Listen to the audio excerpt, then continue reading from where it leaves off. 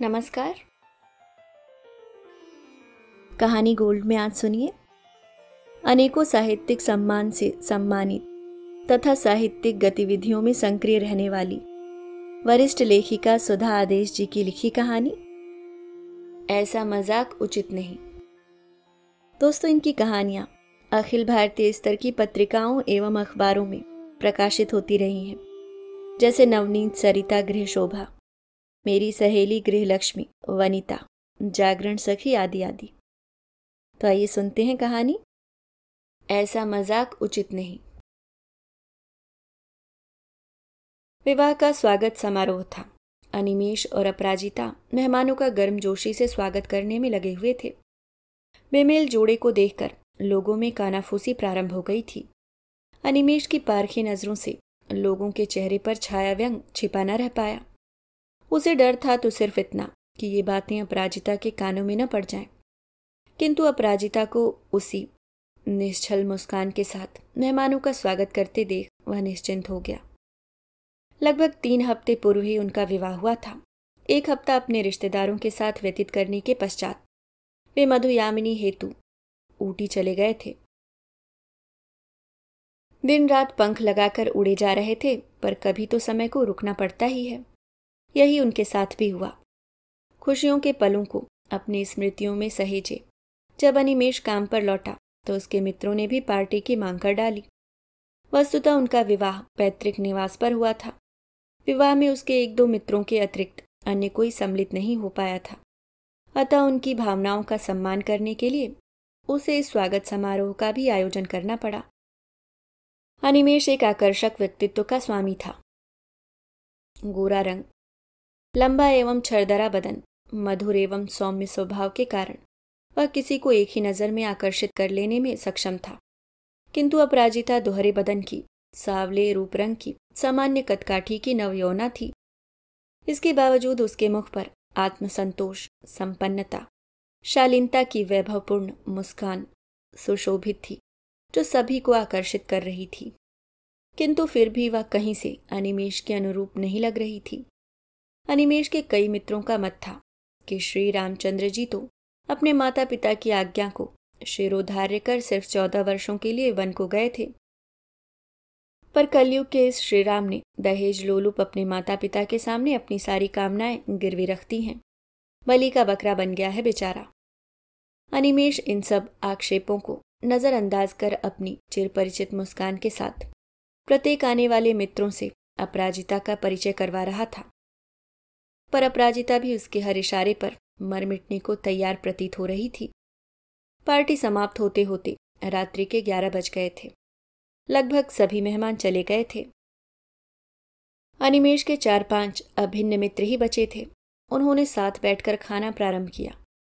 हंसी मजाक का जो दौर प्रारंभ हुआ वह समाप्त होने का नाम ही नहीं ले रहा था कि वेटर ने आकर होटल बंद करने की सूचना दी। तब आभास हुआ कि बहुत देर हो गई है, अब घर चलना चाहिए। अपराजिता नई नवेली होते हुए भी सबसे ऐसे घुल मिलकर बातें कर रही थी कि लग ही नहीं रहा था कि वह सबसे पहली बार मिल रही है। यह दुनिया भी अजीब है। कोई बात हो या न हो, किंतु आलोचक बाल की खाल निकालने को आतुर रहते हैं। यही कारण था कि बाहर निकलते हुए अनिमेष के मित्र पाल ने अचानक फुसफुसाकर कहा, यार तू तो चढ़ गया सूली पर। कहाँ तू कहाँ वह, कुछ तो देखा होता। हाँ यार, तू बीवी लाया है या मोटी? वह कुछ कह पाता तभी वर्मा बोल उठा। आगे के शब्द उनकी हंसी में दबकर रह गए। अनिमेष ने सकपकाकर अपराजिता को देखा। उसे श्रीमती सुजाता पाल और रीता वर्मा से हंस-हंस कर बातें करते देख उसने संतोष की सांस ली। वह चाहता तो पाल और वर्मा पर अपना आक्रोश प्रकट कर सकता था। आखिर क्या हक है उन्हें उसकी पत्नी के बारे में ऐसा कहने का? पर अपराजिता के सामने ऐसा वैसा कहकर तमाशा खड़ा नहीं करना चाहता था, अतः चुप रह गया। एकाएक उसे अपने इन मित्रों से वितृष्णा सी हो आई, जो उसकी भावनाओं के साथ उसकी नवविवाहिता पत्नी का भी सम्मान नहीं कर पा रहे हैं। अपराजिता चाहे जैसी भी हो, अब उसकी पत्नी है। वह उसके साथ जबरदस्ती नहीं वरन समस्त सामाजिक रस्मों को निभा कर आई है। फिर वह उसे या उसके घर वालों को उसके रंग रूप पर कोई आपत्ति नहीं है। तो इनको ऐसी बातें करने का क्या हक है? यह सच है कि अपराजिता दुनिया के मापदंडों के अनुसार खूबसूरत नहीं है, माना उसका शरीर बेडौल है, पर उसकी जो अदा उसे भाई थी वह थी उसकी बड़ी बड़ी आंखें, चेहरे पर खिलती निरंतर मुस्कान, खनकती हंसी तथा उससे भी अधिक उसका सामाजिक राजनीतिक विषयों पर पूर्ण आधिपत्य। वरना लड़कियों को उसने सदा गहने, कपड़ों और खाने के संबंध में ही बातें करते पाया है। विवाह के लिए उसकी सहमति मिलने पर उसके पिताजी ने पुनः उसे अपने निर्णय पर विचार करने को कहा था। यहाँ तक कि उसकी बहन आकांक्षा ने उसे अपने निर्णय पर अटल पाकर इस बेमेल विवाह पर अपनी नाक मुंह सिकोड़ते हुए कहा था, दिल लगा गधी से तो परी क्या चीज है। दीदी, एक स्त्री होते हुए एक स्त्री के लिए आप ऐसा कैसे कह सकती हो? हर स्त्री का अपना एक सौंदर्य होता है। शायद इसी सौंदर्य ने मुझे आकर्षित किया है। अगर ऐसा ही था तो पहले आप लड़की देख लेती। अगर आप सबको पसंद आ जाती तो फिर मुझे दिखाते।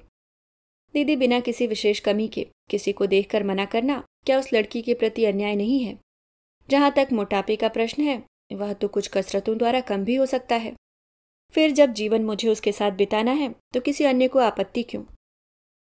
अनिमेष ने दीदी की बात सुनकर किंचित क्रोध से कहा था, यह लड़की पूरी जादूगरनी है। पता नहीं क्या जादू कर दिया है उसने आप पर, जो एक ही मुलाकात में आपको दीवाना बना दिया है। उसकी बातें सुनकर दीदी ने मुंह बनाकर कहा। अनिमेष को अपनी बहन की सोच पर हैरानी हुई थी। आखिर एक स्त्री ही एक स्त्री की दुश्मन क्यों बन जाती है? इसके बावजूद उसे इस बात की खुशी थी कि उसके माँ पिताजी ने उसके निर्णय एवं सोच का स्वागत किया था। अपराजिता साइकोलॉजी में एमए कर रही थी। इस वर्ष उसका अंतिम वर्ष था। सदा प्रथम आने वाली अपराजिता चाहती थी कि परीक्षा के पश्चात उसका विवाह हो, किंतु उसके दादाजी, जो रोगशैया पर अंतिम सांसें गिन रहे थे, उनकी इच्छा थी कि उनके जीवन काल में ही उनकी पोती का विवाह हो जाए। यह बात और है कि विवाह के पश्चात उनकी रुकती सांसों में जान आ गई थी। परीक्षा में लगभग 3 महीने बाकी थे, अतः आते वक्त वह अपनी किताबें भी साथ ले आई थी। अनिमेष के ऑफिस जाते ही वह पढ़ाई में जुट जाती थी, जिससे कि शाम का समय वह उसके साथ बिता सके। अनिमेष के ऑफिस से आते ही कभी मूवी, कभी कहीं बाहर घूमने जाने का कार्यक्रम बन जाता। फिर वहां से किसी होटल में खाकर ही लौटते। अपने मित्रों के बार बार बुलाने पर भी वह उनके घर यह सोचकर जाना टालता रहता कि कहीं फिर कोई अप्रिय बात न कह दे। एक बार तो वह चुप रह गया, पर शायद दोबारा कुछ बोलने पर वह अपनी जुबान पर काबू न रख पाए। उसके रुख पर कुछ मित्रों ने रोष भी जताया था, पर वह यह कहकर टालता रहा, अभी अपराजिता परीक्षा की तैयारी कर रही है, अतः निकलना ही नहीं चाहती। अपराजिता के अनुसार पढ़ाई के अतिरिक्त खाना और सोना ही उसके मुख्य शौक हैं, अतः शरीर के रखरखाव पर उसने कभी विशेष ध्यान ही नहीं दिया। इकलौती संतान होने के कारण बिजनेसमैन पिता ने उसकी सभी जायज नाजायज मांगे पूरी की थी। अपराजिता के बढ़ते मोटापे तथा खाने के अपराजिता के शौक पर माँ टोकती तो उसके पिता कहते, खाने के लिए कभी टोका मत करो मेरी बेटी को। तुम्हें क्या मालूम अन्य के लिए कितने लोग तरसते हैं। पता नहीं कैसी किस्मत लेकर आई है। कम से कम जब तक हमारे पास है तब तक उसे अपने सारे शौक पूरे कर लेने दो। अपराजिता के पिता को अनिमेष के बारे में अपने मित्र दयानंद से पता चला था। बेटी के विवाह के लिए चिंतित अपराजिता के पिता रामनाथ अनिमेष के घर आने का समाचार सुनकर अपनी बेटी का रिश्ता लेकर उसके घर आए। अनिमेष के आकर्षक व्यक्तित्व को देखकर उन्हें लगा कि उन्होंने यहाँ आकर भूल की है, शायद यहाँ रिश्ता न हो पाए, किंतु फिर भी उन्होंने ऊपरी मन से दूसरे दिन लड़का लड़की की मुलाकात का समय निश्चित कर लिया। अपराजिता को देखकर अनिमेष के माता पिता सरला और दिनेश ने अपने पुत्र की इच्छा अनुसार इस संबंध की स्वीकृति दी, तो रामनाथ जी को यह सोचकर अत्यंत आश्चर्य हुआ कि साधारण रूप रंग वाली उनकी कन्या में उन्होंने ऐसा क्या देखा कि अपने आकर्षक व्यक्तित्व के स्वामी पुत्र के लिए उनकी पुत्री का हाथ स्वीकार कर लिया। फिर सोचा कि उन पर लक्ष्मी की कृपा शायद इस संबंध की स्वीकृति का कारण हो, या उनकी पुत्री के भाग्य में ही इतना सुदर्शन वर लिखा है। एक छोटी सी मुलाकात में ही अपराजिता भी अनिमेष से इतना प्रभावित हुई कि उस जैसा पति, सहचर और सखा पाकर गर्वोन्मुख हो उठी थी। अपराजिता के पिता को सुखद आश्चर्य हुआ जब वर पक्ष की ओर से कोई डिमांड नहीं रखी गई। उनकी यह सोच कि उन्होंने उनकी लड़की को उनके ऊपर लक्ष्मी की कृपा के कारण पसंद किया, गलत सिद्ध हो गई थी। यही कारण था कि उन्होंने विवाह में कोई कमी नहीं रखी थी। सभी बारातियों की खूब आवभगत की गई तथा सभी बारातियों को विदाई में एक एक गिन्नी दी, जिसके कारण सभी बाराती अत्यंत खुश हुए थे। सच बात तो यह थी कि बहू से भी ज्यादा लोग विवाह में हुई सजावट, स्वागत सत्कार का ही जिक्र कर रहे थे। 15 दिन कैसे बीत गए पता ही नहीं चला। अपराजिता का छोटा भाई धीर उसे आकर ले गया। अनिमेष का जीवन फिर नीरव हो चला था। यद्यपि मित्रों के कटाक्षों ने उसे घायल कर दिया था, पर रहना तो उसे उनके ही साथ था। वह अपने मित्रों को चाहकर भी नहीं समझा सकता था कि वास्तव में अपराजिता मानसिक रूप से अत्यंत ही सुलझी, नए से विचारों युक्त विदुषी महिला है। अत्यधिक मोटापे के अतिरिक्त अपराजिता किसी बात में किसी से कम नहीं है। सच तो यह है कि उसे अपराजिता के बाह्य सौंदर्य की अपेक्षा आंतरिक सौंदर्य ने मोहित किया है। उस पर अपराजिता को अपनाने के लिए न तो अपने माता पिता की तरफ से कोई दबाव पड़ा था और न ही ससुराल वालों की तरफ से धन का लालच दिया गया था। यह बात और है कि अपनी पुत्री की खुशी के लिए उसके माता पिता ने दिल खोलकर खर्चा किया था। पर दुनिया वालों को किसी की पसंद और नापसंद से क्या मतलब है। उसे तो सिर्फ व्यंग करने और हंसी उड़ाने का बहाना चाहिए। देखते देखते 3 महीने बीत गए। आज अपराजिता को आना था। वह उसे लेने स्टेशन गया। मन में हर्ष और विषाद के मिले जुले लक्षण थे। हर्ष इसलिए था कि उसकी प्रियतमा, उसकी पत्नी आ रही है, और विषाद इसलिए कि कहीं किसी के कटाक्ष पर वह मासूम कली मुरझाने न लगे। मनुष्य एक सामाजिक प्राणी है, अतः परिस्थितियों के अनुसार स्वयं को ढालना ही श्रेष्ठकर है। मनुष्य को शारीरिक सौंदर्य की अपेक्षा गुणों से सम्मान मिलना चाहिए। वह सुनता रहा, शायद इसलिए लोग सुनाते रहे। अब यदि किसी ने कुछ भी कहने की चेष्टा की तो वह तुरंत ही टोक देगा, चाहे वह उसका अभिन्न मित्र ही क्यों न हो। पत्नी के मान सम्मान की रक्षा करना उसका दायित्व है। इस दृढ़ निश्चय के साथ मन के बवंडर को शांत करने का प्रयास कर रहा था कि ट्रेन के आने की सूचना मिली। एसी कोच उसके सामने आकर ही रुकी। वह डिब्बे में चढ़ने ही वाला था कि धीर सामान लेकर उतरा। उसके साथ उतरी दुबली पतली महिला को देखकर वह आश्चर्यचकित रह गया। वह महिला और कोई नहीं, उसकी अपराजिता थी।